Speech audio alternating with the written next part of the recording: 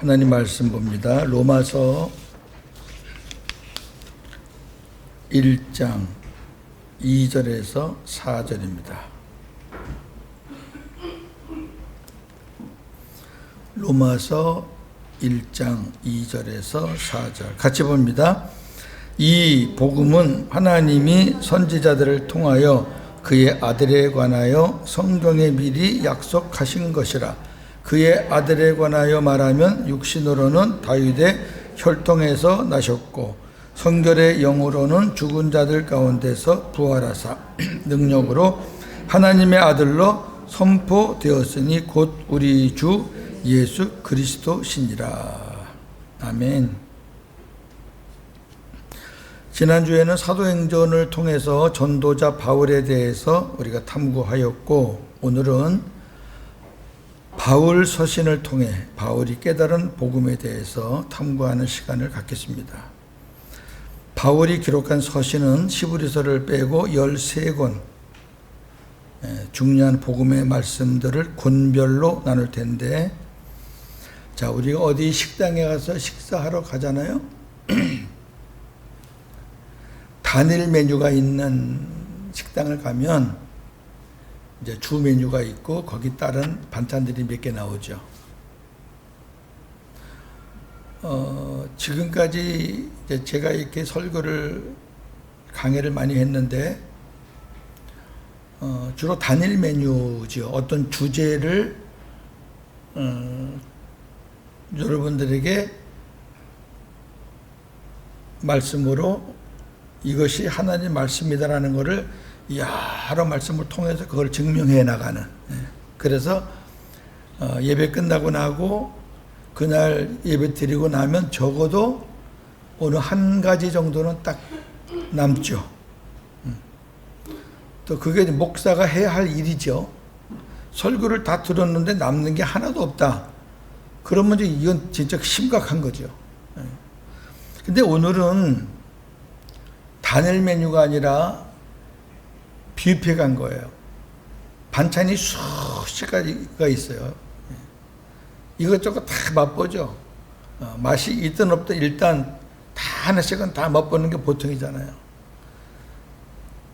오늘은 복음 잔치입니다. 하나 갖고 설교 한 편씩을 해야 되는 말씀들인데 지금 30여 개가 있거든요. 왜 그런가 하니까 바울이 깨달은 복음이 너무 많아요.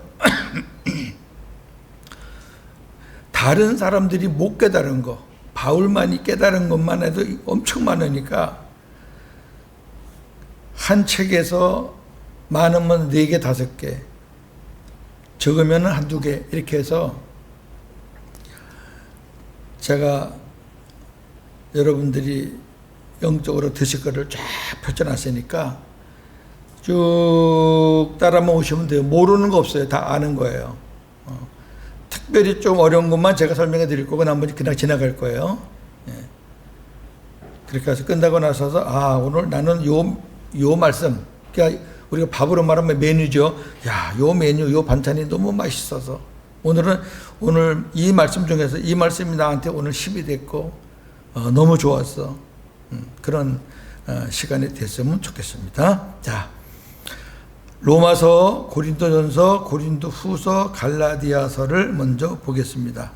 조금 일찍 쓴 책들이에요. 자, 로마서, 주 예수 그리스도가 복음입니다. 로마서 1장 2절 4절 오늘 본문입니다. 이 복음은 하나님이 선지자들을 통하여 그의 아들에 관하여 성경에 미리 약속하신 것이라. 그의 아들에 관하여 말하면 육신으로는 다윗의 혈통에서 나셨고 성결의 영으로는 죽은 자들 가운데서 부활하사 능력으로 하나님의 아들로 선포되셨으니 곧 우리 주 예수 그리스도시니라. 아멘. 이 복음은 해놓고 4절 끝에 곧, 즉 이 복음은 곧 우리 주 예수 그리스도시다.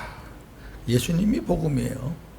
우리가 복음으로 삽시다 하는 게 예수 그리스도로 삽시다 그 얘기지 뭐. 예수님을 주인으로 모시고 삽시다. 그게 복음으로 사는 거예요. 옛날에는 복음으로 산다 그러면요, 그렇게 생각 안 했잖아요. 저나 여러분이나.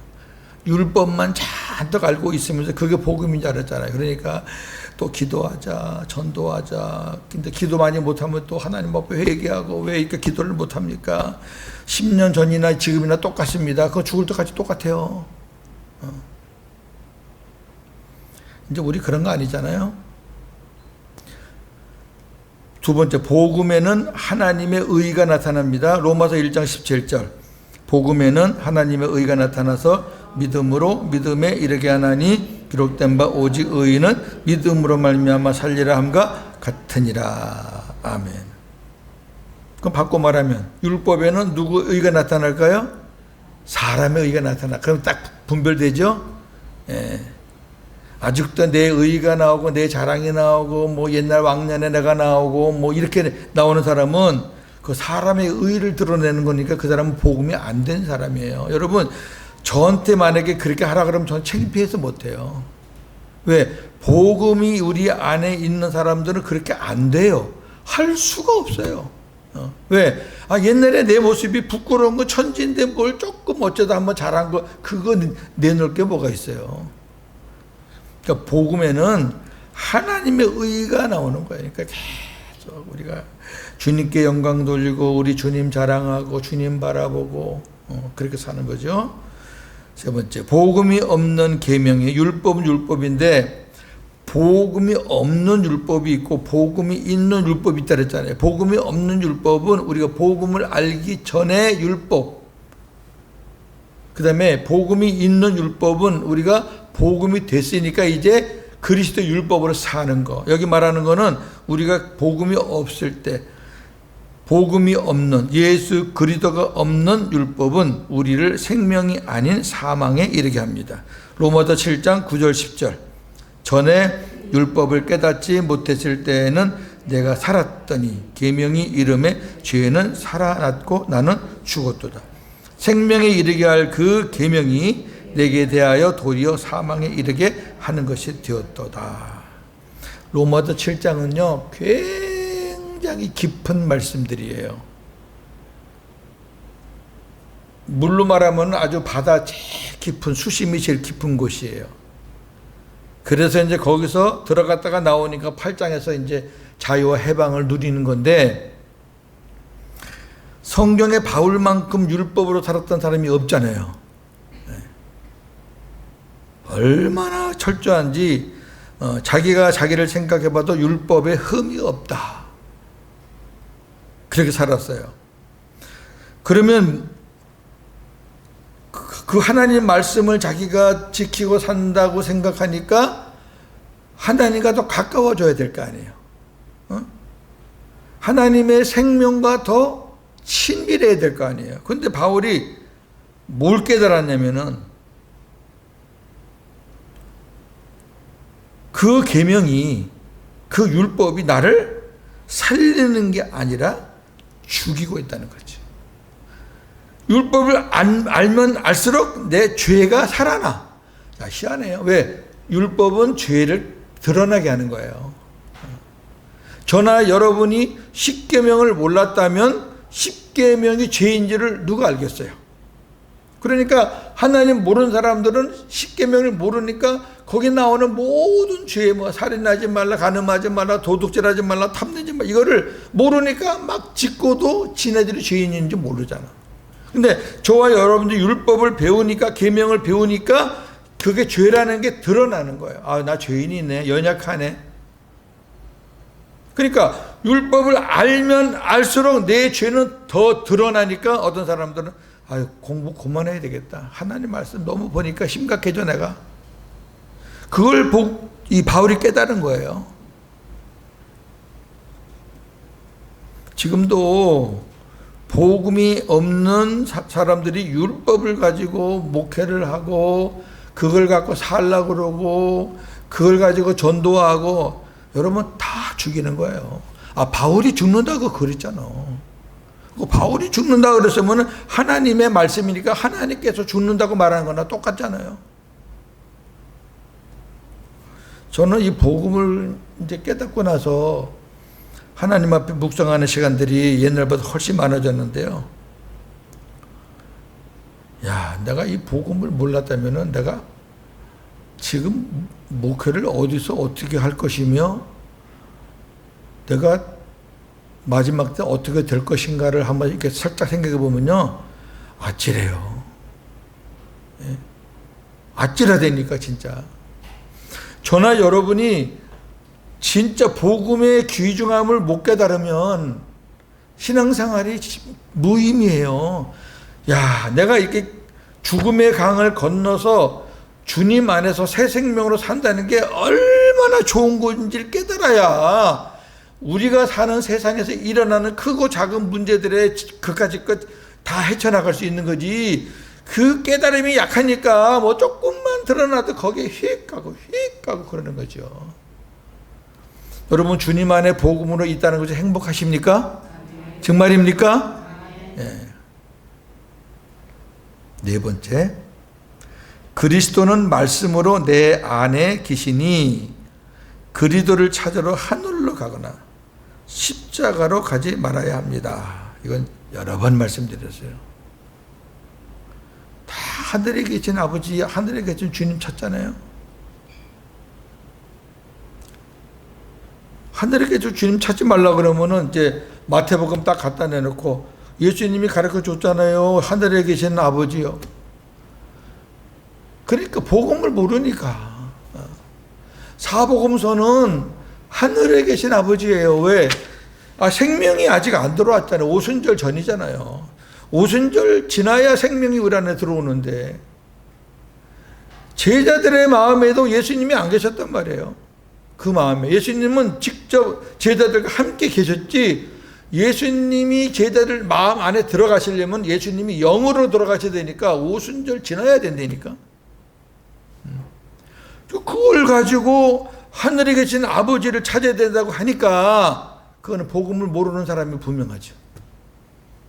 근데 지금도 그렇게 많이 가르쳐요.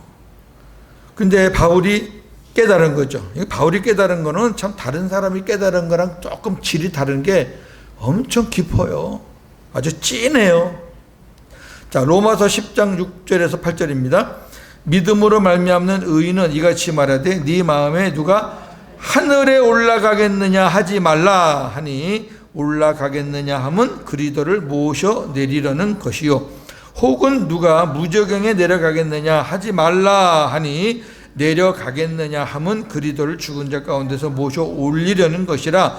그러면 무엇을 말하느냐? 말씀이 네게 가까워 네 입에 있으며 네 마음에 있다 하였으니 곧 우리가 전파하는 믿음의 말씀이라. 아멘. 우리가 믿는 그 믿음의 주 말씀이신 주님이 우리 안에 있다는 거예요. 그러니까 예수님이 어디 계신지 예수님 앞에 기도할 때, 예수님 찾을 때 하늘에 있는 주님 찾지 말라는 거예요. 왜? 그런 주님이 맨날 네가 찾을 때마다 내려와야 되잖아. 그러면 수많은 사람들이 다 하늘에 계신 예수님을 찾으면 예수님이 어떻게 그걸 감당을 해요? 이거 답답한 얘기 되니까. 바울이 그걸 얘기한 거예요. 그걸. 십자가에서 죽으신 예수님, 그 예수님 찾으러 십자가로 가지 말라는 거예요. 그분은 다 과정을 거쳐서 우리 안에 들어오시기 위해서 다 과정을 거쳐서 이제 하늘에서 우리 모든 데를 다 탕감 받으시고 이제 우리 안에 들어오실 준비가 다 돼 있어서 우리가 마음은 열고 영접만 하면 끝나는 건데 아직까지도 영접이 안 돼 있으니까 십자가 찾고 하늘 찾는 거예요. 이해가 되세요? 그러니까 왜 그 신앙생활을 힘들게 하시냔 말이야. 옛날에 저와 여러분들이 힘들게 했잖아요. 왜? 하늘에 있는 주님 찾으려니까 힘든 거예요. 왜? 기도해놓고도 주님이 내 기도 들으셨나 안 들으셨나 모르는 거예요. 막 주여 성령의 임하시 없어 해놓고 성령이 임했나 안 했나 확신이 없는 거예요. 맨날 그렇게 살았던 거예요. 뭔가 기분이 좋고 막 이렇게 되면은 임하신 것 같고, 그렇지 않고 냉랭하면 임하지 않은 것 같고, 오늘 화탕찼네. 오늘 또 기도해 그냥. 그게 저와 여러분들의 모습이었어요. 저도 그랬어요. 근데 우리 안에 오신 주님은 한 번 들어오시면 그분은 안 떠나요. 그냥 계시는 거예요. 우리가 잠을 자든 나태하든 딴짓을 하든 주님이 우리한테 실망해서 나가시는 법이 없어요. 성령께서 탄식만 하시죠. 탄식만 하셔요. 그럼 그게 이제 우리 마음과 생각으로 이렇게 전해지면서 우리가 이제 깨달음이 오는 거죠. 아, 내가 또 잘못 살았구나. 내가 또 내 혼자 살았구나. 옛날에는 하늘에 계신 주님, 십자가에 주심 주님을 상대하느라고 뭐 하나 하려고 하면 시간이 많이 걸렸고 그냥 뭐 별별 작업을 다 해야 되지만 지금은 주님이 여기 뭐라 그랬어요? 가까이 계시다 그랬잖아요. 가까이. 그러니까 가까이 계신 주님이 내 안에 계시니까 모든 회복도 굉장히 빠른 거예요. 이해가 되시죠? 왜 먼데 계신 주님을 자꾸 상대했냐고. 옛날에 모르니까. 이거 엄청난 복음이잖아요. 바울이 깨달은 거. 그 다음에 5번째. 하나님은 이방인의 충만한 수가 찰 때까지 이스라엘을 우둔하게 하셨습니다. 로마서 11장 25절. 형제들아 너희가 스스로 지혜 있다 하면서 이 신비를 너희가 모르기를 내가 원하지 아니하노니 이 신비는 이방인의 충만한 수가 들어오기까지 이스라엘의 더러는 우둔하게 된 것이라. 우둔하다는 것은 이스라엘 백성들이, 그렇게 지혜로운 백성들이, 하나님의 지혜가 있다는 사람들이 왜 예수님을 못 알아보느냐, 왜 못 믿느냐, 그거예요. 그게 우둔하다. 영적으로 이게 우둔하냐. 근데 하나님의 계획이에요. 이방인의 충만한 수라는 것은 하나님이 원하시는 이방인의 수가 찰 때까지는 하나님이 이스라엘의 일부를 우둔하게 만드신 거라니까. 만드신 거예요. 그러니까 지금 우리가 이스라엘 선교사님들, 제 친구도 있는데 이스라엘의 보급률이 3%에서 5%예요. 아니 그 나라에서 예수님이 태어났잖아요. 근데도 3%에서 5%만 예수를 믿어요. 나머지 한 7, 80%는 다 뭐예요? 유대교예요. 유대교. 지금도. 그리고 나머지 1, 20%가 이슬람교예요. 이슬람교가 우리 기독교보다 더 많아요. 거기. 왜 그럴 수밖에 없는 게 이스마엘의 후손들이 이슬람이잖아요. 그러니까. 그래서 우리는 이제 이런 역사를 모르면, 하나님의 섭리를 모르면 잘못 생각할 수 있죠. 이스라엘 저것들 교만 떨다가 저거 하는 거 봐라 저거. 저것들 다 지옥 갈 거다 저거. 그러면서 이제 그게 아니에요. 하나님이 저와 여러분들 위해서 이스라엘을 잠깐 이렇게 눌러 놓으신 거예요. 이해가 되시죠? 그럼 얼마나 감사하고, 이스라엘을 우리가 생각하거나 대하는 그 자세가 달라져야 되죠. 우리 때문이에요. 우리 때문에. 이방인들은 하나님이 한 사람 한 사람 구원하니까 시간이 많이 걸려도, 이스라엘은 하나님이 한 사람 한 사람 구원하는 적이 없어요. 구약에 어디 그런 게 어디 있어요. 이스라엘은 항상 민족적으로 하나님께서 구원하셔요. 그래서 오늘 이 말씀 뒤에 보면은 온 이스라엘이 구원을 받으리라. 요 때가 지나면은 이스라엘 전체가 또 회개 운동이 일어나서 그 민족이 돌아온다니까요. 그거는 시간이 많이 안 걸려요. 그러니까 우리가 이스라엘 역사에 대해서도 우리가 복음의 시각을 갖고 봐야 된다. 자, 고린도전서 봅니다. 첫째, 주님은 마지막 때에 강림하셔서 우리가 이 땅에서 산 대로 상을 주십니다. 고린도전서 3장 12절에서 15절. 만일 누구든지 금이나 은이나 보석이나 나무나 풀이나 지프로 이 터 위에 세우면 각 사람의 공적이 나타날 터인데 그날이 마지막 때입니다. 밝히리니 이는 불로 나타내고 그 불이 각 사람의 공적이 어떠한 것을 시험할 것입니다. 만일 누구든지 그 위에 세운 공적이 그대로 있으면 상을 받고 누구든지 그 공적이 불타면 해를 받으리니 그러나 자신은 구원을 받되 불 가운데서 받은 것 같으리라. 아멘. 모든 사람의 기초는 다 예수예요. 반석은, 그 기초는 예수 그리스도라 앞에 있어요. 그러고 나서 이 말씀이 있는 거예요. 그러니까 저나 여러분이 다 예수라는 구원자의 기초 위에 이제 집을 짓는 거예요. 어떤 사람은 믿음으로 금이나 은이나 보석으로 짓고, 어떤 사람은 자기 인간적인 생각으로 나무나 풀과 지프로 짓는 거예요. 근데 하나님께서 믿음으로 지은 집은 하나님이 그대로 남겨두지만 나무나 풀집같이 인간의 생각으로 그냥 가볍게 그렇게 스스로 지은 집들은 다 없어진다는 거예요. 마지막 없어진다는 얘기가 하나님이 인정을 안 해요. 그래서 금이나 은이나 보석으로 지은 성도들은 그대로 있으니까 상을 받는 거고, 나무나 풀이나 짚으로 지은 사람은 불에 타버리잖아요. 이 나무, 불, 짚이 왜 이런 말을 썼냐면은 마지막 심판이 불심판이니까 불에 이제 잘 타는 거를 이렇게 예를 든 거예요. 그럼 없잖아요. 근데 구원은 받아요, 구원은. 자신은 구원은 받는데 불 가운데서 받는다는 얘기는 이 땅에서 살았던 것들은 모든 것들은 다 불타고 그냥 자기 홀로 예수님 믿기 때문에 홀로 구원받는 거지 하나님 앞에 가서 받을 상은 하나도 없다고 말이에요. 여러분 이렇게 사시면 안 되잖아. 어떤 분들은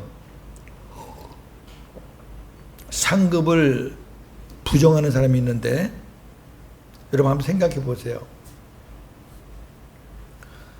학생들이 반에서 공부 열심히 하는 사람들의 그 목표는 뭐냐면은 내가 성적을 조금 더 올려서 내가 등수를 좀 위로 올려야 되겠다. 그런 목표가 있으니까 공부하는 거예요. 그러면 공부하는 만큼 그렇게 또 열매가 있잖아요. 그럼 그 공부하는 게 잘못돼요? 그 잘못된 거예요? 아니, 공부하는 학생이 그 정도 비전이나 또 꿈이나 소망을 갖는 게 그 잘못된 건가요? 만약에 그런 게 없다 그러면은 누가 공부할까요? 그런 게 없다 그러면은 대학교에서 뭐 학교 불합격 기준을 뭘로 삼을까요? 여러분 어떤 그런 상의 기준이 없으면 이 세상에서 이루어질 게 뭐가 있겠어요? 어느 회사에 가서 영업을 하는데 상이 없다 그러면 그 사람 누가 뛰겠어요? 공산국가가 뭔지 아세요? 사회주의 국가라 그러죠? 여자들은 제 기억에 45세인가 50세인가 그때 은퇴하고 남자는 조금 더 늦게 은퇴하는데 은퇴하고 나면은요 기본적으로 한 2,000원에서 3,000원 기본적인 월급을 줘요. 우리는 말하면 이제 기초연금이죠. 다 줘요. 그걸로 만족하고 사는 사람들이 거의 다라고 보시면 돼요. 일반 사람들은. 그러니까 가만히 있어도 자기들이 최소한의 먹고 사는 거 나오니까 뭐 열심히 할 필요도 없고 뭐 이제 무슨 사업하는 사람이나 이런 사람들은 좀 틀리겠지만 의사들도요 중국 돈으로 월급이 5,000원 밖에 안 돼요. 5,000원 우리나라 100만 원에 100만 원도 안 되나? 우리 생각으로는 이상하죠. 그러니까 그 중국 병원을 제가 몇 번 가봤는데 아파서 진짜 웃기지도 않아요.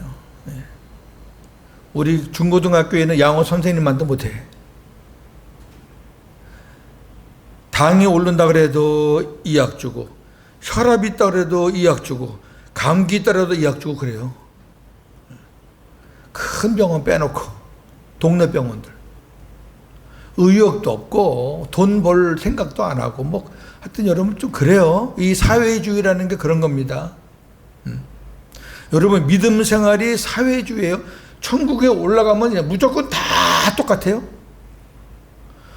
그러면 교회 나오지 마세요. 그 뭐하러 교회 나와? 내 안에 예수님 계시면 됐지. 뭐하러 말씀 듣고 그 말씀 듣고 믿음으로 살려고 그러고 왜 어떤 목표를 가지고 우리 주님 바라보고 주님을 의지하고 왜 그래요? 상이 있으니까 그렇죠. 상이 있으니까. 제가 왜 이 말씀을 드리냐면 지금도 인터넷이나 들으면 상에 대해서 부정적으로 말하는 목사들이 굉장히 많아요.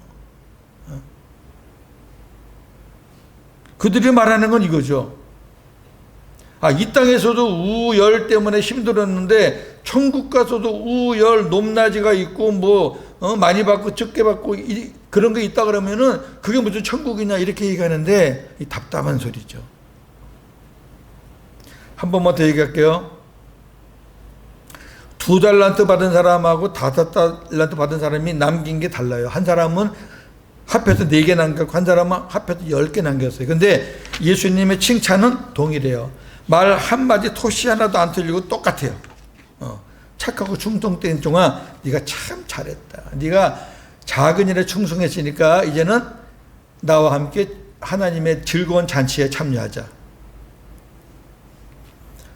그러면 2달란트로 충성한 사람이 4달란트 남겼고 15달란트가 충성한 사람이 10달란트 남겼는데 10달란트 남긴 사람이 4달란트 남긴 사람을 무시하거나 4달란트 남긴 사람이 10달란트 남긴 사람을 부러워하거나 천국에 대해서 몰라서 그래요. 안 부러워해요. 안 무시해요. 왜 그러냐면은 2달란트 받은 사람한테 하나님께서 거기에 맞는 2달란트는 그 사람에게 맞춤형으로 딱 맞는 복이에요. 5달란트에서 충성한 사람은 거기에 맞는 딱 은혜예요. 그러니까 하나님이 얼마의 상을 주시든 간에 그 상은 부족함이 없고 모자람도 없고 남음이 없고 딱 맞춤형으로 만족한 상이니까 천국에 가서는 그런 높낮이가 없다니까. 이거를 분명히 알아주세요. 분명히. 이번 주도 이 상급 때문에 저랑 한참 이렇게 말한 사람이 있는데 참 한심스러워요. 제가 여러분들에게 천국에 상이 없다 그러면은 저 목회 못해요. 설교할 게 뭐가 있어요. 딱 복음으로 사는 게 설교인데. 자, 두 번째, 바울은 주님으로부터 버림을 당할까? 이 버림을 당한다는 얘기는 구원에서 취소될까? 그런 말이 아니라 앞에 쭉 내용을 보면 상을 받지 못할까? 운동선수로 비유했거든요. 상을 받지 못할까? 두려운 마음으로 살았습니다. 고린도전서 9장 27절, 내가 내 몸을 저 복종하게 하면 내가 남에게 전파한 후에 자신이 도리어 버림을 당할까 두려워함이로다. 여러분, 생명되었다고 교만하지 말고 잘 살아야 돼요. 세 번째, 광야에서 이스라엘 백성들에게 생수를 제공한 반석은 그리스도의 이표입니다. 고린도전서 10장 2절에서 4절, 모세에게 속하여 다 구름과 바다에서 세례를 받고 다 같은 신령한 음식을 먹으며 다 같은 신령한 음료를 마셨으니 이는 그들을 따르는 신령한 반석으로부터 마셨음에 그 반석은 곧 그리스도시라. 이건 제가 생수할 때 말씀을 드렸고요. 성도들의 부활에는 순서가 있습니다. 고린도전서 15장 22절에서 24절, 아담 안에서 모든 사람이 죽은 것 같이 그리스도 안에서 모든 사람이 삶을 얻으리라. 그러나 각각 자기 차례대로 되리니 먼저는 첫 열매인 그리스도요, 다음에는 그가 강림하실 때 그리스도에게 속한 자요, 그 후에는 마지막이니 그가 모든 통치의 모든 권세와 능력을 멸하시고 나라를 아버지 하나님께 바칠 때라. 아멘. 부활의 순서가 있어요. 이것도 여러분께 여러 번 말씀을 드렸고 이제 언제 한번 또 다시 드릴 기회가 있지만, 모든 사람이 그리스도 안에서 삶을 얻으리라 그랬잖아요. 22절에. 이만 모든 사람이 그리스도 안에서 삶을 얻는다는 것은 부활한다는 말이에요. 왜? 그 다음에 나오잖아요. 부활이 차례가 있다. 각각 자기 차례가 있어요. 아, 나는 첫째 부활하고 싶어. 그게 아니라 하나님이 정해놓은 자기 순서가 있다고요. 그래서 예수님이 첫 열매로 부활하시면서 예수님이 부활의 본을 보여주셨어요. 너희들도 나같이 부활한다. 그러면 첫 열매인 그리스도처럼 먼저 첫째 부활하는 사람이 누구냐? 예수님 강림하실 때 예수님과 함께 따라 내려온 그리스도에게 속한 자들이 첫째 부활하는 거예요. 그 다음에 마지막 부활은 언제냐? 하나님이 사탄의 권세 다 없애고 영원한 아버지 나라에 이제 들어가실 때, 그때 이제 마지막 부활을, 다시 말해서 첫째 부활한 사람은 천년왕국을 들어가는 거고 마지막 부활하는 사람들은 천년왕국 없이 그냥 아버지 나라 들어가는 거예요. 천년왕국이라는 거는 첫째 부활하는 사람들에게 허락하신 엄청난 하늘의 기업입니다. 그러니까 자, 저와 여러분들이 기왕이면은 예수를 믿었으니까 첫째 부활해서 천년 왕국에 가서 왕노로 타고 그 다음에 아버지 나라 가서 천군 천사들을 우리가 거느려야 되지. 그럼 나머지 사람들은 첫째 부활할 때 그 나머지 사람들은 어디 있느냐? 그냥 낙원에 있는 거예요. 자, 요런 부분들은 나중에 이제 천년왕국 할 때 좀 깊이 말씀을 드릴게요. 여하튼 성도들의 부활에는 순서가 있다. 저 복음 깨닫기 전에 이거 몰랐었어요. 그냥 부활은 한 번인 줄 생각했어요. 근데 말씀을 보니까 분명히 순서가 있잖아요. 자, 고린도후서 보배이신 예수 그리스도께서 어두운 우리 마음에 하나님의 영광을 아는 빛을 비추셨습니다. 고린도후서 4장 6절 7절. 어두운 데에 빛이 빛이라 말씀하셨던 그 하나님께서 예수 그리스도의 얼굴에 있는 하나님의 영광을 아는 빛을 우리 마음에 비추셨느니라. 우리가 이 보배를 질그릇에 가졌으니 심히 큰 능력은 하나님께 있고 우리에게 있지 아니함을 알게 하려 함이라. 아멘. 어두운 데에 빛이 빛이라는 건 창세기 1장 3절을 말하는 거예요. 하나님께서 빛이 있으라, 빛이 빛이라 하니까 빛이 등장하죠. 근데 저와 여러분들의 마음이 예수님이 들어오시기 전에는 어두움이에요. 똑같아. 그 어두운 우리 마음속에 하나님이 동일하게 우리 마음에 비추라. 그래서 예수님이 우리 안에 들어와서 빛을 비추신 거죠. 그것을 바울은 보배라 그래요. 나는 질그릇인데 예수님이 우리 안에, 보배이신 예수님이 우리 안에 들어오셔서 나에게 빛을 비추어서 나를 구원시켜 주셨다라는 것을 고백하는 거죠. 바울은 셋째 하늘, 낙원이라고 그러죠. 셋째 하늘에 올라가 주의 환상과 계시를 보고 들었습니다. 고린도후서 12장 1절 4절. 무익하나마 내가 부득불 자랑하노니 주의 환상과 계시를 말하리라. 내가 그리스도 안에 있는 한 사람을 아노니 그는 14년 전에 셋째 하늘에 이끌려간 자라. 그가 몸 안에 있었는지 몸 밖에 있었는지 나는 모르거니와 하나님은 아시느니라. 그가 낙원으로 이끌려가서 말로 표현할 수 없는 말을 들었으니 사람이 가히 이르지 못할 말이로다. 자기의 경험을, 체험을 고백한 거죠. 얼마나 겸손해. 내가 아는 한 사람. 내가 그때 환상인지 실제인지 나는 모르지만 하나님은 아신다. 표현할 수 없는 말을 들었다. 세 번째, 내 안에 예수 그리스도가 계시지 않는 자는 버림받은 자이고 구원받을 수 없습니다. 고린도후서 13장 5절. 너희는 믿음 안에 있는가? 너희 자신을 시험하고 너희 자신을 확증하라. 예수 그리스도께서 너희 안에 계신 줄을 너희가 스스로 알지 못하느냐? 그렇지 않으면 너희는 버림받은 자니라.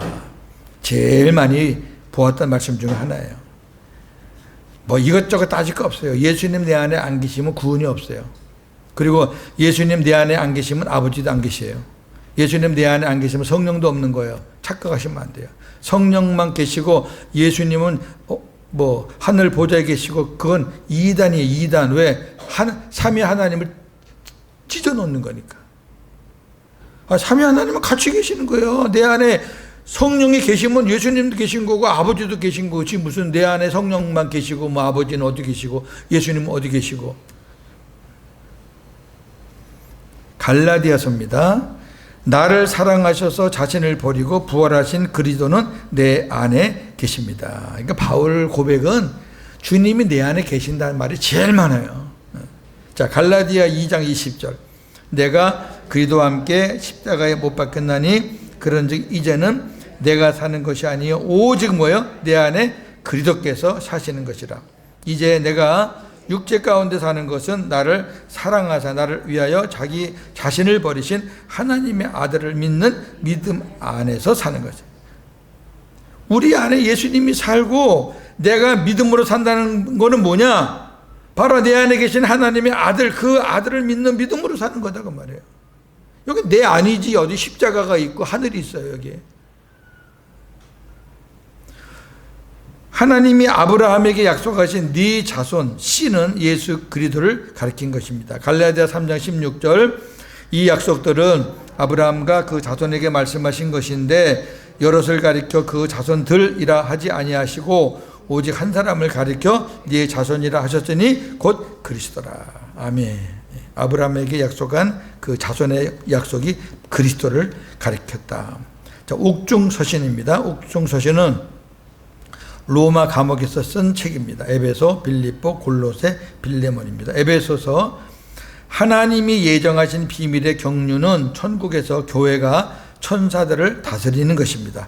에베소 3장 9절에서 11절, 영원부터 만물을 창조하신 하나님 속에 감춰졌던 비밀의 경륜이 어떠한 것을 드러내게 하려 하심이라. 이는 이제 교회로 말미암아 하늘에 있는 통치자들과 권세들에게 하나님의 각종 지혜를 알게 하려 하심이니 곧 영원부터 우리 주 그리스도 예수 안에서 예정하신 뜻대로 하신 것이라. 아멘. 에베소서에서 가장 무게 있고 엄청난 말씀이에요. 하나님이 예정하신 비밀이에요, 이게. 하늘에서 어떤 사람이 사람을 다스리는 것은 없어요. 거기서 무슨 사람이 사람을 다스리면 천국이 아니죠. 근데 하나님의 앞에 가서 이 땅에서 산 만큼 기업을 받는데 그 기업이 뭐냐? 여기 보세요. 교회로 말미암아. 교회가 뭐예요? 저 여러분들이 교회예요. 뭐 하늘에 가서 무슨 뭐 건물 짓나요? 예수님을 머리로 하고 사는 공동체가 교회예요. 한 사람도 교회고 우리 같이 있어도 교회고 둘이 있어도 교회고 교회란 말이에요. 그러니까 교회가 누구를 가르치고 다스리느냐? 하늘에 있는 통치자들과 권세들은 천군 천사를 가리키는 거예요. 바울서신에 이런 표현들이 많아요. 왜? 천군 천사도 직급과 계급이 있거든요. 아래 위가 있단 말이에요. 그러니까 루시엘이 타락을 해서 나오니까, 루시퍼로 돼서 나오니까 그 졸개들이 쭉 따라 나오잖아요. 그러니까 천사장이 있고 천사가 있다 그 말이에요. 천사들을 하나님이 주신 상급과 기업만큼 우리가 다스리고 가르치고 명령하고 하는 거예요. 그게 하나님이 감춰놓은 비밀이라 그 말이에요. 하나님이 지금은 하나님이 하시지만 우리가 이제 하나님 나라 가면 하나님의 아들로서 그 일을 저와 여러분들이 한다 그 말이에요. 이렇게 말씀을 보고도 이해가 안 되면 할 수 없고. 천국 가면 뭐 맨날 찬양만 하고 예배, 예배, 여기서 예배, 오래 드리면 힘든데 하나님 앞에 가면 그냥 예배만 드리고, 재미 하나도 없겠다. 이 바보 같은 소리. 이게 왜 천국을 왜 세상적인 가치관으로 생각하냐 그 말이에요. 왜 천국을 그렇게 저급한 수준으로 생각하냐 그 말이에요. 제가 지금 천국을 소개하는 것도 이렇게 소개하면 안 되는 거. 왜? 이게 말로 표현할 수 있는 곳이 아니거든요. 근데 이해를 돕기 위해서 제가 말하는 것 뿐이지. 그 다음에 첫사람 아담과 여자는 그리스도와 교회의 예표였습니다. 에베소 5장 31절 32절. 그러므로 사람이 부모를 떠나 그의 아내와 합하여 그 둘이 한 육체가 될지니 이 비밀이 크도다. 나는 그리스도와 교회에 대해서 말하노라. 아멘. 하나님이 흙으로 아담을 만들었잖아요. 그리고 아담의 갈빗대에서 여자를 만들었잖아요. 그것이 예수 그리스도로부터 나오는 교회.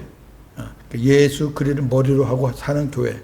그러니까 이 하와의 머리는 아담이듯이 우리 교회의 머리는 그리스도잖아요.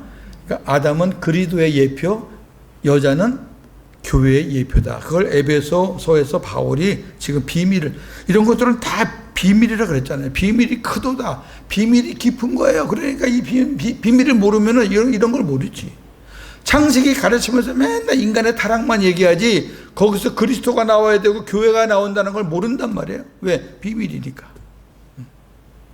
빌립보서 칭의 구원받은 자들은 두렵고 떨림으로 성화 구원을 이루어가야 합니다. 빌립보 2장 12절.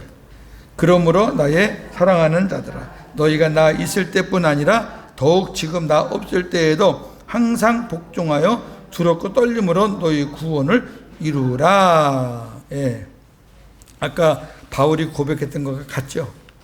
예. 상을 못 받을까봐 두렵다. 구원받았다고 큰소리 뻥뻥 치지 말고 너희 구원을 두렵고 떨림으로 이루어 나가라. 예. 여러분 막 사시면 안 돼요. 그 다음에 주님으로부터 하늘의 상을 받기 위해서는 첫째 부활을 표대로 삼아 달려가야 합니다. 빌립보 3장 10절에서 14절.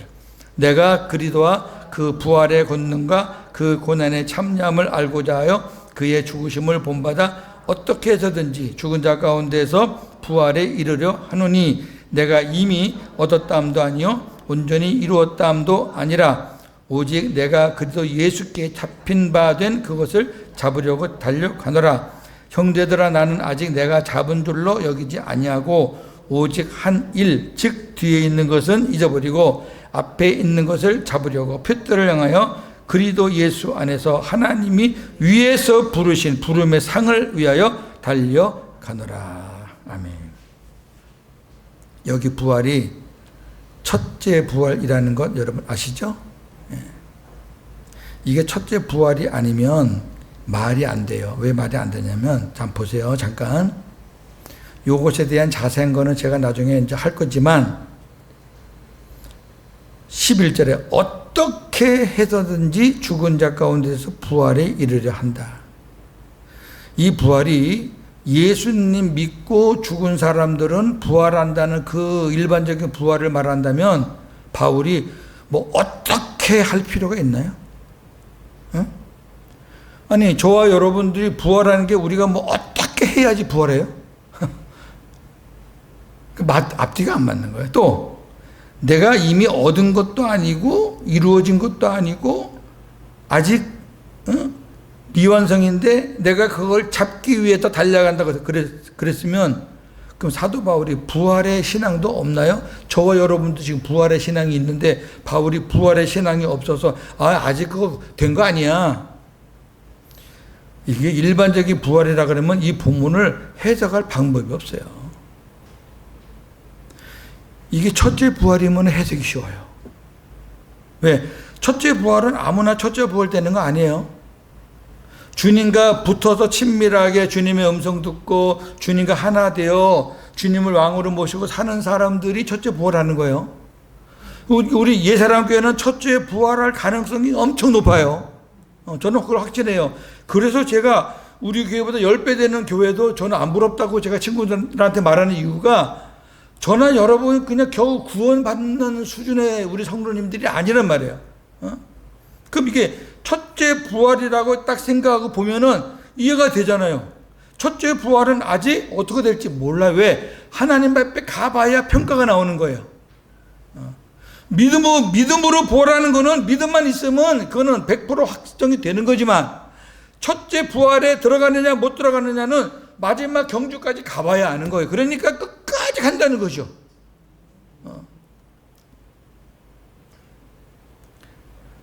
여기 위에서 부르신 부름의 상이 뭐겠어요? 예? 첫째 부활과 천년왕국을 말하는 거고요. 자, 골로새서, 우리 안에 계신 그리스도는 하나님께서 영원 전부터 감추어 두셨던 비밀입니다. 골로새 1장 26절 27절. 이 비밀은 만세와 만대로부터 감춰졌던 것인데 이제는 그의 성도들에게 나타났고, 하나님이 그들로 하여금 이 비밀의 영광이 이방인 가운데 얼마나 풍성한지를 알게 하려 하십니다. 이 비밀은 너희 안에 계신 그리스도시니 곧 영광의 소망이다. 비밀이 많아요. 바울 서신에는. 저와 여러분 안에 계신 그리스도가 비밀이에요. 저와 여러분들이 그동안에 복음 알기 전에는 몰랐기 때문에, 그 비밀을 몰랐기 때문에. 두 번째, 구약의 모든 절기와 규례는 그리스도의 예표 그림자였습니다. 골로새 2장 16절 17절. 그러므로 먹고 마시는 것과 절기나 초하루나 안식일을 이유로 누구든지 너희를 비판하지 못하게 하라. 이것들은 장래일의 그림자이나 몸은 그리도의 것이니라. 아멘. 지금 우리가 뭐 유월절, 뭐 초실절, 뭐 월삭 이런 거 안 지키잖아요. 유대인들은 지켜요. 지금도 그 날짜대로. 우리는 예수 그리스도 안에서 이제 고난, 부활, 그다음에 오순절 성령 강림, 마지막 강림 이렇게 해서 우리는 그 그리스도를 중심으로 하는 절기를 지키지 옛날 그대로 안 지킨다 그 말이에요. 빌레몬서 바울은 제자 빌레몬이 바울의 제자예요. 제자인 빌레몬에게 감옥에서 낳은 아들 오네시모를 선처해달라고 간청합니다. 여러분 제자에게 스승이 말할 때 무슨 간청까지 할 거 뭐 있겠어요? 그러니까 웬만큼 말해도 저도 다 예수님의 제자지만 저를 통해서 이렇게 이제 훈련받거나 제자된 친구들이 제가 이렇게 무슨 말하면요 어렵게 생각하고 다 해요. 아이 목사님 못해요 그런 사람 하나도 없어요. 적어도 제자라면. 근데 지금 바울이 감옥에서 누굴 만났냐면 오네시모를 만난 거예요. 오네시모가 누구냐? 빌레몬의 종이었어요. 빌레몬의 종이었는데 빌레몬의 종 노릇하면서 물건을 훔쳐가지고 도망간 거예요. 그러니까 빌레몬은 오네시모만 생각하면 어때요? 이놈의 자식 잡히기만 해봐라 이거 그렇게 생각할 거 아니에요. 그러니까 바울이 그 마음을 너무 잘 아는 거예요. 그러니까 오네시모가 빌레몬 밑에 있었던 종이라는 거, 노예라는 걸 알고 감옥에서 복음을 전해서 생명이 돼요. 오네시모가. 그러면서 하는 말이 오네시모야 너 빌레몬한테 빚진 게 있지? 가야 돼. 그 오네시모가 가겠어요? 안 가지. 아유 안 돼요. 가. 내가 편지 하나 써줄게. 가. 그래서 오네시모 편으로 보낸 편지가 빌레몬서예요. 눈물 없이는 못 보는 책인데 그 중에 몇 절만 제가 찾았어요. 자, 빌레몬서 1장 8절에서 10절, 17절에서 18절입니다. 내가 그리스도 안에서 아주 담대하게 네게 마땅한 일로 명할 수도 있으나 제자니까 빌레몬에게 마땅한 일로 내가 말할 수 있다. 그러나 도리어 사랑으로서 간구하노라. 나이가 많은 나 바울은 지금 또 예수 그리스도를 위하여 갇힌 자도요. 감옥에 있죠. 갇힌 중에서 낳은 아들 오네시모를 위하여 네게 간구하노라. 네가 나를 동력자로 알진대 그를 영접하기를 내게 하듯하고 그가 만일 네게 불의를 하였거나 네게 빚진 것이 있으면 그것을 내 앞으로 계산하라. 감동이 안 돼요? 그냥 바울이에요? 여기까지 가야 복음의 사람들인데 저와 여러분 여기까지 잘 안 가죠? 솔직히. 데살로니가 전후서입니다. 데살로니가 전서. 하나님은 마지막 때에 예수님과 함께 예수 안에서 자는 자들을 낙원에서 데리고 오십니다. 우리가 잘못 알고 있는 거 하나가 뭐냐면 마지막 강림은 예수님이 하신다. 예수께서 마지막으로 강림하신다 그러는데 여러분 예수님의 마지막 강림도 하나님이 하시는 거예요.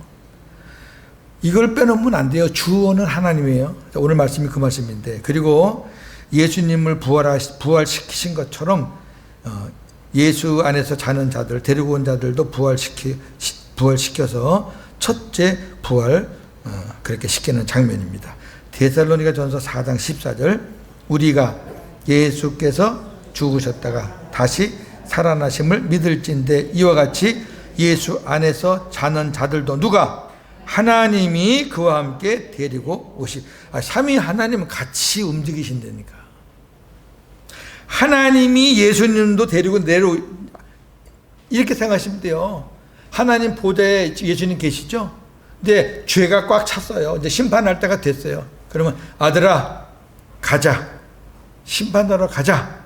그럼 아버지가 가자 그러면 예수님 따라오시는 거고 오시면서 자 이제 마지막 강림이니까 낙원에 있는 믿음으로 잘 살았던 믿음으로 잘 살다가 낙원에서 잠자고 있는 그 영혼들 우리 데리고 가자. 그렇잖아요. 예수 안에서 자는 자들도 하나님이 그와 함께 데리고 오시리라. 낙원에 있는 영혼들을 데리고 와서 거기서 새로운 몸을 입혀서 부활시키는 거잖아요. 성경에 없는 게 없어요. 다 있어요.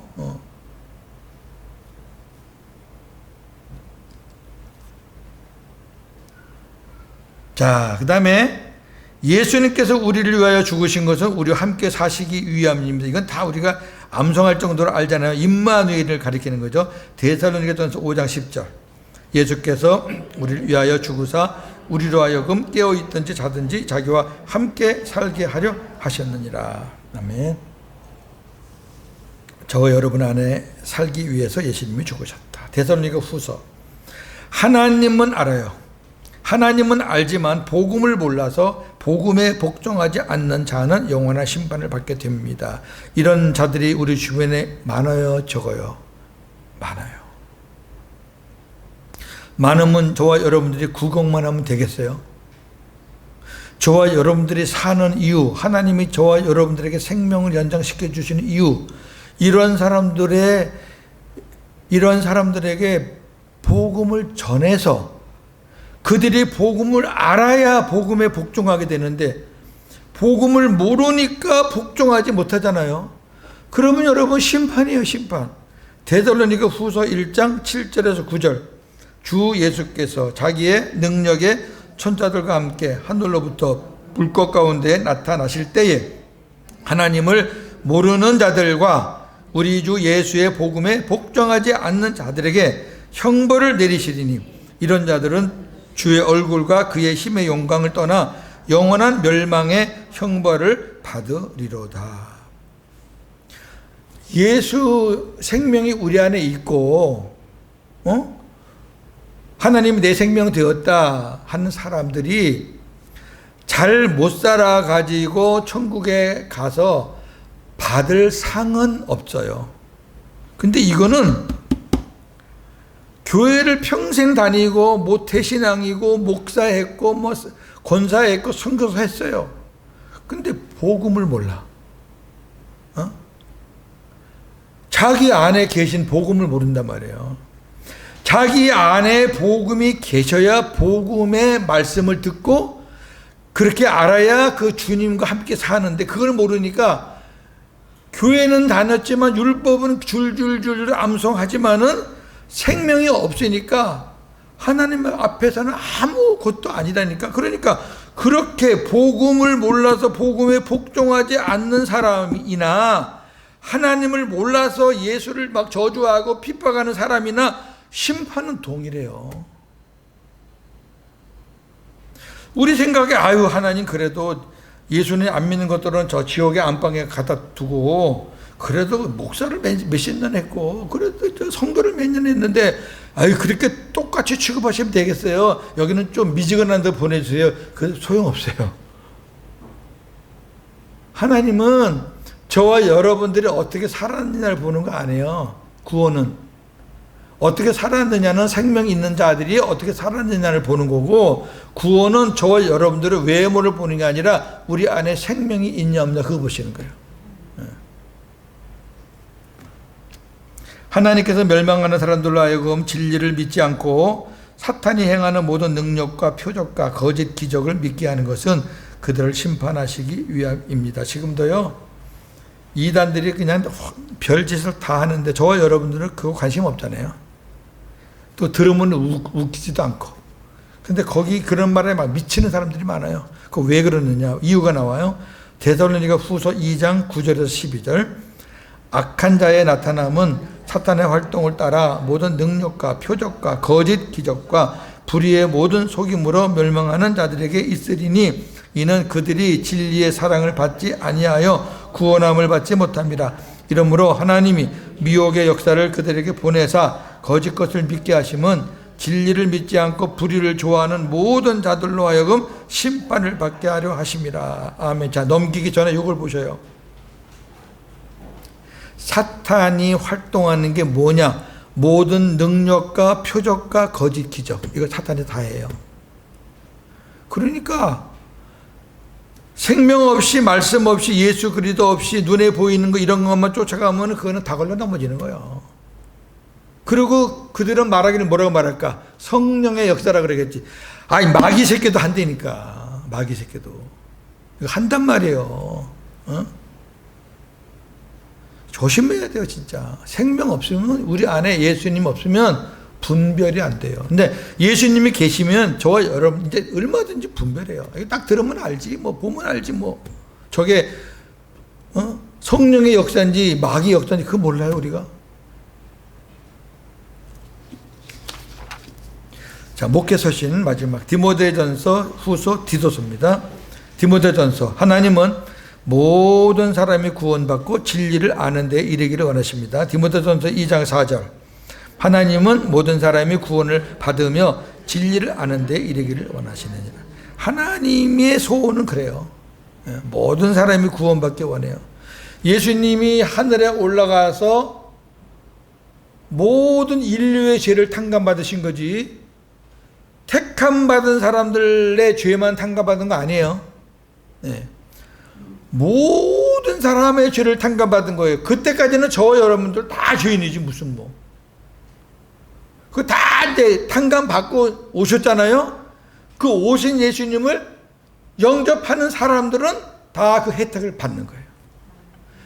주님이 탕감받고 오셨어도 영접하지 않은 사람은 죄 문제를 해결하지 못하니까 지옥 가는 거예요. 이해가 되시죠? 예수님이 특별한 사람을 위해서 탕감받으신 게 아니에요. 십자가 죽으신 건 뭐 몇몇 사람들만 위해서 죽으신 거 아니에요. 그거를 자꾸 선택한 사람들이라고 생각하면은 위험해요. 그걸 선택한 사람이라 그러면 어떤 위험이 있냐면은 하나님께서 창세 전에 누구를 내가 선택하겠다라고 미리 예정하셨다라고 착각하기 때문에 문제예요. 절대 예정은 그런 거 아닙니다. 그 다음에 경건의 훈련은 범사에 유익하고 금생과 내생의 약속이 있습니다. 디모데전서 4장 7절에서 9절. 망령 떼고 허탄한 신화를 버리고 경건에 이르도록 네 자신을 연단하라. 육체 연단은 약간의 유익이 있으나 경건은 범사에 유익하니 금생과 내생의 약속이 있느니라. 미쁘다 이 말이여 모든 사람이 받을만 하도다. 마지막에 얼마나 좋아요. 미쁘다, 믿음직스럽다, 신실한 말씀이다. 모든 사람이 받을 만하다. 뭐? 경건의 훈련. 경건의 훈련이 모든 사람이 받을 만한 말씀이다 그 말이에요. 디모데후서. 예수 그리스도 안에서 은혜가 강한 자만이 충성된 사람들을 양육할 수 있습니다. 아무나 양육 못해요. 괜히 양육하면 사람 제자나 만들지. 예? 목사들이요, 제자 훈련한다고 해놓고 자기 유리할 때 써먹어요, 표수로. 지금 저 국회의원들하고 비슷해. 너 내 혜택 받았지? 너 내가 앉아줬잖아. 너 내가 주례해줬잖아. 내가 네 아버지 장례해줬잖아. 그걸 믿기로 다 표를 얻죠. 다 사람의 제자 만드는 거예요. 그러니까 그 목사가 나가면은 그냥 교회가 반쪽아리가 나고 데모가 일어나고 그래요. 왜 그래요? 그게 무슨 교회예요? 우리 예사랑교회는 우리 이훈수 목사님이 복음의 씨를 뿌리고 10년 동안 뭐 어떻게 목회했는지 그 마음은 제가 잘 알잖아요. 왜? 그 마음이 제 마음이니까. 그래서 여러분 흔들리지 않는 이유는 사람의 제자가 아니기 때문에 그런 거예요. 사람의 제자 같으면 이훈수 목사님 천국 가신 다음에 안 나오지. 주님의 제자인 줄로 믿습니다. 고윤재 목사가 뭘 가르치고 여러분들이 뭘 깨달았어도 여러분들은 제 제자가 아니에요. 저를 통해서 주님의 제자가 되는 건데, 자, 디모데후서 2장 1절 2절. 내 아들아, 그러므로 너는 그리스도 예수 안에 있는 은혜 가운데서 강하고, 은혜 가운데서 강하고, 그 다음에 또 네가 많은 증인 앞에서 내게 들은 바를 충성된 사람들에게 부탁하라. 그들이 또 다른 사람들을 가르칠 수 있으리라. 이게 이제 제자 양육의 원리예요. 첫째, 가르치는 자가 은혜 가운데 충만해야 돼요. 예수 안에서 그 생명의 역사가 아주 강해야 돼요.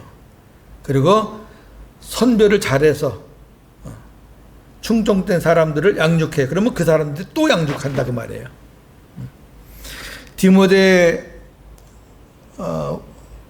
후서 2장, 하나님은 외모를 보시지 않고 마음이 깨끗한 자를 선한 일에 사용하십니다. 디모데후서 2장 20절 21절. 큰 집에는 큰 금그릇과 은그릇뿐 아니라 나무 그릇과 질그릇도 있어 귀하게 쓰는 것도 있고 천하게 쓰는 것도 있나니, 그러므로 누구든지 이런 것에서 자기를 깨끗하게 하면 귀히 쓰는 그릇이 되어 거룩하고 주인의 쓰심에 합당하며 모든 선한 일에 준비함이 되리라.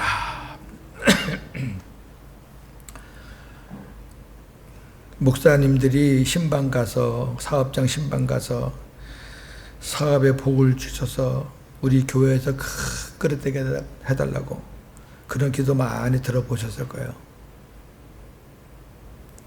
가난한 사람은 평생 가도 그런 기도 못 들어볼 거예요 아마. 하나님이 얼마나 멋있어요. 큰 집은 하나님이 교회 성도들을 가리키는 거예요. 금, 은, 나무, 질 차이가 딱 나죠? 근데 금그릇도 천하게 쓰임받는 것도 있고 나무그릇, 질그릇도 귀하게 쓰임받는 것이 있는데 그 기준이 뭐냐? 깨끗한 그릇이에요. 마음이 깨끗한 그릇. 하나님은 그런 사람을 쓰신다. 자녀들 염려하고 또 뭐 가정의 남편, 뭐 아내, 뭐 형제들 염려 우리가 안 하고 살 수는 없잖아요. 그러니까 기도하니까. 이제 하나님께 쓰임 받으려면은 그 마음이 깨끗해야 된다. 이거 꼭 기억하시고 기도하세요. 일단 주님이 우리 안에 들어오셔서 생수를 부어서 깨끗하게 해주시고 또 보혈을 부으셔서 또 죄 사해 주시고 그다음에 선한 뜻을 자꾸 이렇게 하게 하시고, 복음이 되지 않고는 불가능한 일이에요. 다 복음이 된 사람들에 한해서 필요한 말씀들입니다. 마지막, 선한 싸움을 싸우고 끝까지 믿음을 지킨 자는 주님으로부터 의의 면류관을 받습니다. 바울이 의의 면류관을 받았다는 확신이 있는데 이것을 바울이 뭐라 그러냐면 나만 받는 게 아니라 여러분들도 받을 수 있다 그랬어요. 디모데후서 4장 7절 8절. 나는 선한 싸움을 싸우고 나의 달려갈 길을 마치고 믿음을 지켰으니 이제후로는 나를 위하여 의의 면류관이 예비되었으므로 주 곧 의로우신 재판장이 그날에 내게 주실 것이며 내게만 아니라 주의 나타나심을 사모하는 모든 자에게 도니라. 아멘. 주의 나타나심이 주님의 마지막 강림을 말하는 게 아니라고 그랬죠. 주님이 마지막 강림하신다는 것을 믿는 사람은 다 의의 면류관 받는다? 말도 안 되죠. 그냥 개떡같이 살아도 주님 오실 거야 그것만 믿으면 의의 면류관 받아요? 아니라니까. 선한 싸움을 싸우고 달려갈 길을 마치고 끝까지 믿음을 지켰다. 주의 나타나심이 뭐예요? 내 사역을 통해서 주님의 일하심을 나는 많이 보고 살았다. 나를 통해서 주님이 나타나셔서 이렇게 해주셨다. 내게 한 게 아니라 주님이 나타나서 주님이 해주신 거다. 그렇게 산 사람에게 주어지는 면류관이 의의 면류관인 줄로 믿습니다. 받아야죠. 디도서. 영생은 하나님께서 영원 전부터 약속하신 것인데 우리에게 맡기신 전도를 통해 나타내십니다. 너무 귀한 말씀이에요. 디도서 1장 2절 3절. 이 영생은 거짓이 없으신 하나님이 영원 전부터 약속을 했어요. 영생을 주겠다. 그 다음에 자기 때에 자기의 말씀을 전도로 나타내셨으니 이 전도는 우리 구주 하나님이 명하신 대로 누구에게? 내게 맡기신 거예요. 무슨 말씀이냐면은 그 사람, 하나님이 영생을 약속했는데 그 영생을 누가 받을 줄은 몰라 우리는. 근데 우리가 전도를 통해서 그 사람이 생명이 되면서 이 사람이 영생의 사람이 되었구나라는 걸 우리 전도를 통해서 우리가 발견하게 된다 그 말이에요. 그 전해야죠. 이단에 속한 자들은, 우리 주변에 이단이 많아요. 한두 번 훈계한 후 멀리해야 합니다. 디도서 3장 10절 11절. 이단에 속한 사람을 한두 번 훈계한 후에 멀리하라. 이런 사람은 네가 아는 바와 같이 부패하여 스스로 정죄한 자로서 죄를 짓느니라.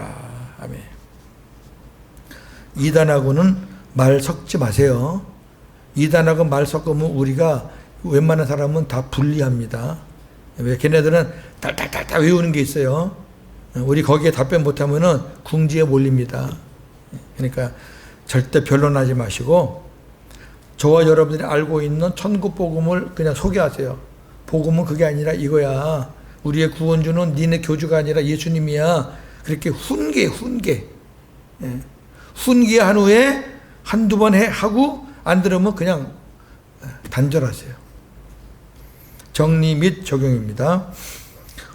오늘 우리는 바울이 깨달은 복음에 대해 탐구하는 시간을 가졌습니다. 바울이 기록한 13권의 서신은 너무 깊고 방대하여 우리가 탐구하기가 쉽지 않지만 구원에 필요한 복음의 말씀과 복음으로 살아가는 데 필요한 말씀들을 선별하여 나누었습니다. 오늘 나눈 말씀들은 나 자신에게 유익함은 물론 우리가 복음을 전할 때에도 필요한 말씀이니 계속 묵상하고 숙지하며 자신의 것으로 만드시기 바랍니다. 저와 여러분들이 누구한테 복음을 전하거나 상담을 하거나 할 때 필요한 말씀들 여기 다 있어요. 충분해요. 저도 여기 있는 걸로 하는 거예요. 충분하니까 여러분의 것으로 만드셔서 한 주간도 복음, 주님 안에서 복음으로 승리하시는 저와 여러분 되기를 주님의 이름으로 축원합니다.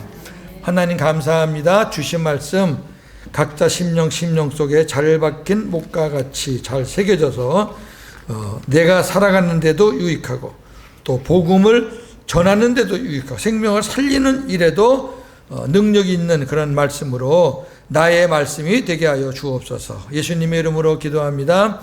아멘.